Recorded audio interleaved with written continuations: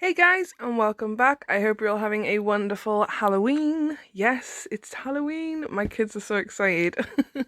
Today's video, we are going to be trying out the thermal acrogel that you can get off of Amazon. It comes in 8 colors. They're 15 ml tubes each. They all come sealed. I will leave a link down below in the description box. I just thought these would be great for Halloween.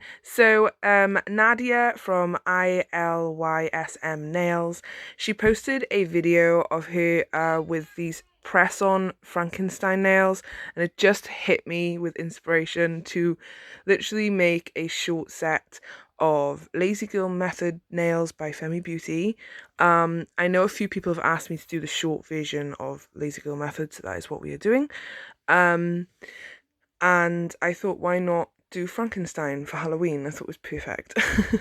So this comes in a variety of different colours, and I'm very happy with them. They are really nice to work with. They're not sticky. They're not too soft, but they're not too firm. They're a really nice texture, so I'd highly recommend them. And of course, they colour change. So these are the colours when they are cold, and these are the colours when they are hot. So yeah. So anyway, I wanted to do sort of like a true crime sort of story with this because it's Halloween. I'm a big fan of like Bailey Sarian, Mike from the chapter, Kendall Ray, and Eleanor Neal. Sorry, a lot of names. I'm a big fan of them, and I've always been a big fan of true crime. I can thank my mother for that. So ages and ages and ages ago, I wanted to do a sort of like a series of me doing nails and true crime. But I got the idea off of Bailey Sarian. So because it was I was still very new to YouTube, I felt like I was stealing the idea and I didn't feel comfortable doing that. Of course, even with credit, but I still felt like it was someone else's idea. But I have also noticed that a few YouTubers have actually started doing this now, and I thought, you know what? I should have started doing it ages ago. I should have just followed my gut because it's something I enjoy, and maybe if you guys do, or other people do enjoy it, then that's a bonus. So that's what we're gonna try today. I'm a little nervous and I'm a little scared. I do not want any hate or any backlash or any horrible comments down below because because of a true crime story. There's no need for negativity and horrible, yeah, be kind basically. And I just want to know your guys' thoughts if you want me to do this like as a regular thing. I might do it once a month just to see how it goes, and then we go from there. But yeah, I just want you to also know, like, I should put a disclaimer here. I don't want people to think I'm being disrespectful, and of course we are going to be talking about things that are not exactly bright and handy dandy.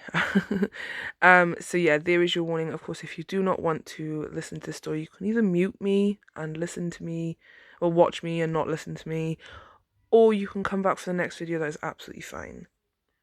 So I will not be talking about what I'm actually doing in the video, of course, because I'll be talking about a true crime story, but I do have other tutorials, which I will link in the cards, and I will also link everything that I use down below in the description box. It's always down in the description box, just so you guys know. So basically, I thought today, let's do a Halloween true crime to go with Halloween. And this story is called The Candyman. I'm sure a few people have actually done this story, and a few people probably know who this is. I've heard about it. But The Candyman is about a man who people claim killed Halloween. He's the man who killed Halloween. So yeah, I just thought if you want to stick around and listen to me ramble on and watch me do some Frankenstein nails, keep watching. And I hope you guys enjoy. So the story is about a man called Ronald Clark O'Brien. He was born on October 19th, 1944, and he was from Deer Park, Texas, and he was married to a woman named Dana, I think it's pronounced. I'm going to put her name in the actual video because I'm not sure if I'm pronouncing that right. But he had 2 children, One was a little boy named Timothy, and he was born April 5th, 1966, and his daughter then, Elizabeth, who was born in 1969.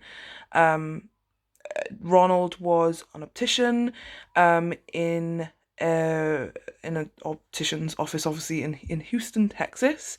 He was also a deacon at a Baptist church who also sang in the choir and was in charge of local bus programs. I'm assuming that's like Days Out. That's what comes to mind when I hear that.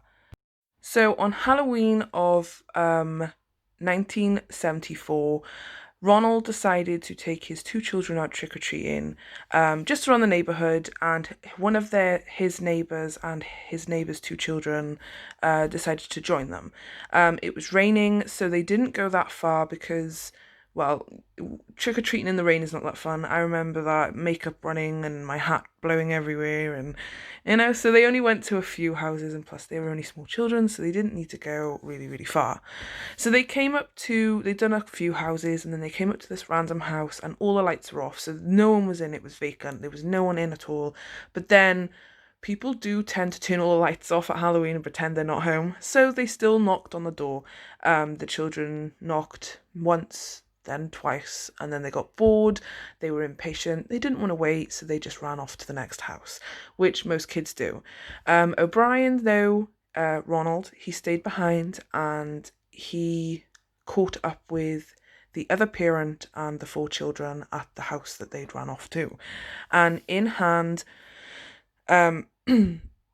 Ronald was holding these 5 large 21-inch pixie sticks. Now, I wasn't sure what pixie sticks were, and I had to look them up, but basically it's just straws of sugar, or straws of sherbet, I think it is in the UK. So he gave one to each child because there was 4 children there, and then he also gave another straw, a pixie stick, to a child from his local church that they'd seen like in the street whilst trick-or-treating. Not long after then, they all decided to go home and call it a night.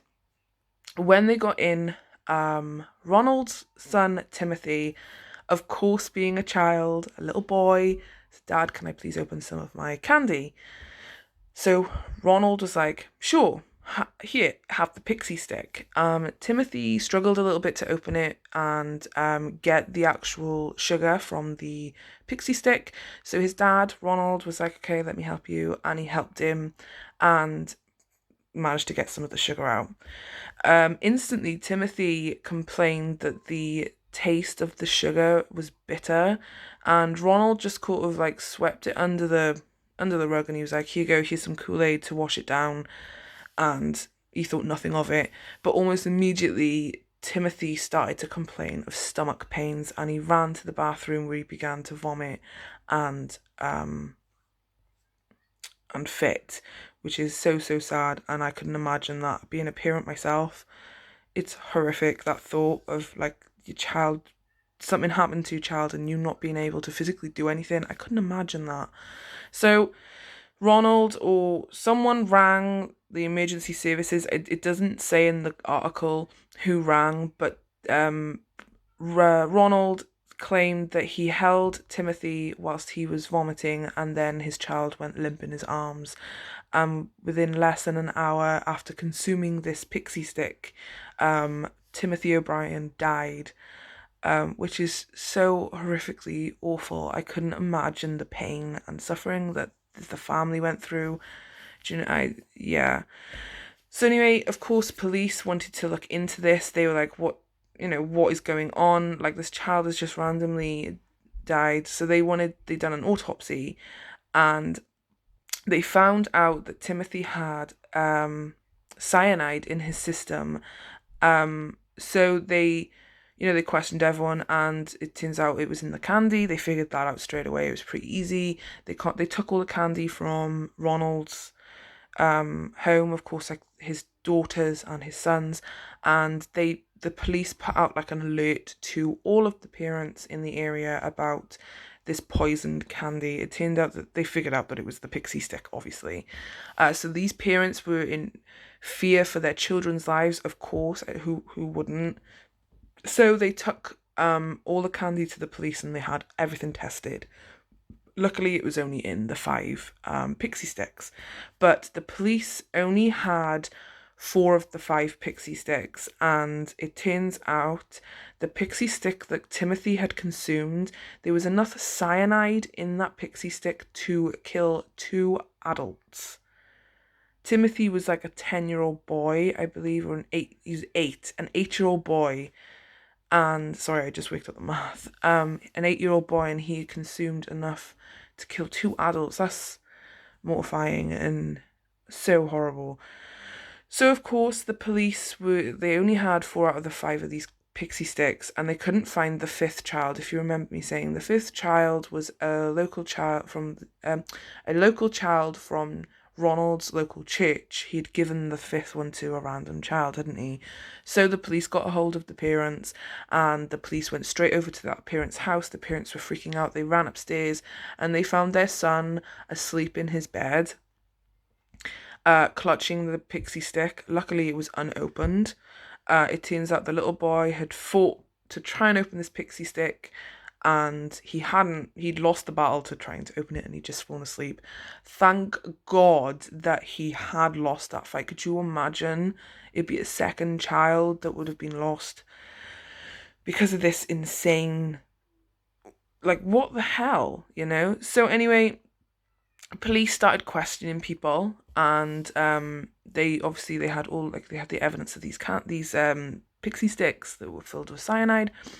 So they asked Ronald, they were like, okay, look, mate, we need to know where you got them. And weirdly enough, Ronald was like, I don't know, I can't remember, I'm sorry, but if something had harmed my child, I would instantly remember where to go.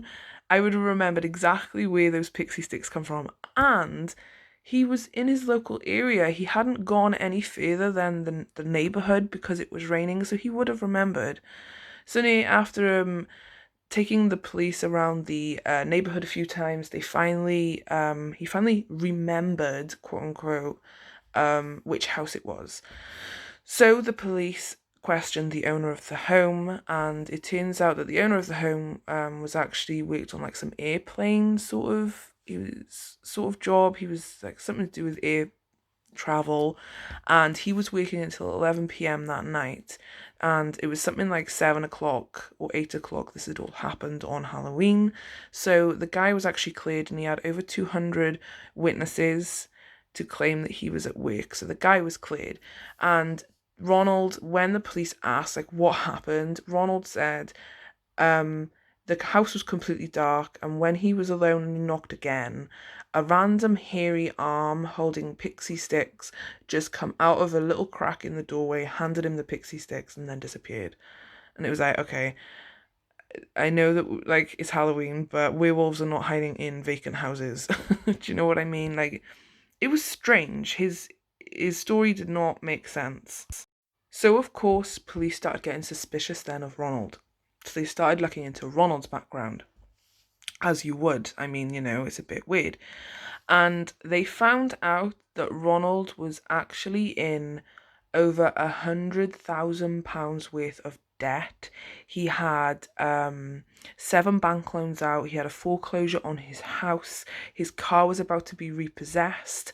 And I think this was like in the 70s. So now I think like 100,000, not pounds, sorry, dollars. I think that's equivalent to like 500,000 now. So like that's a lot of money.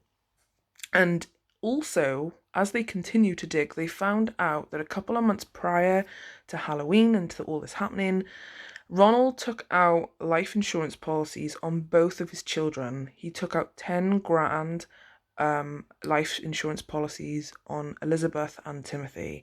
And then a couple of days before all of this happened, he took out another $20,000 life insurance out on both his children again, which equaled to $60,000 in life insurance money. So the police were like, okay, this is getting weirder and weirder, but you know, people do put insurance on their children and they do renew it, and you know, you can't just go off of that, I guess. Then they found out, and this was just shocking. They found out that Ronald, the very next day after Timothy's passing, he rang the insurance company to claim his son's life insurance. Oh my, why? You'd be grieving. If you were a grieving parent, you wouldn't be ringing. Do you know what I mean? It was so strange. So police were like, okay, I think we got a guy, but we need more evidence, because like other than insurance. So they started asking around town, and it turned out loads of his family and friends, Ronald's family and friends, he'd like started talking to them about how much cyanide it would take to kill a person. And he even went to a store. Let me find out what kind of store it was. Hold on.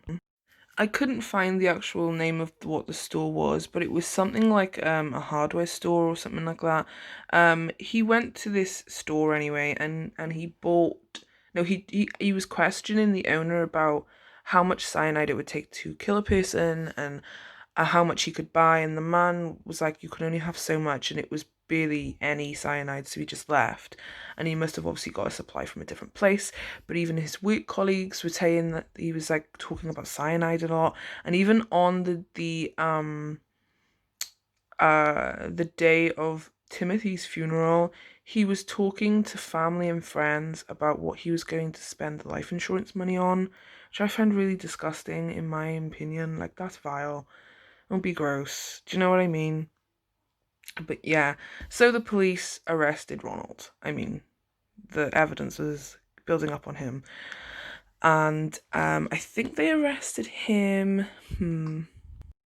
They arrested Ronald on the 5th of November 1974. So literally a week after poor Timothy's passing. They arrested him for, of course, the murder. And he, to the end, he claimed his innocence. He was like, I'm not guilty. He just, yeah, he wouldn't admit to it.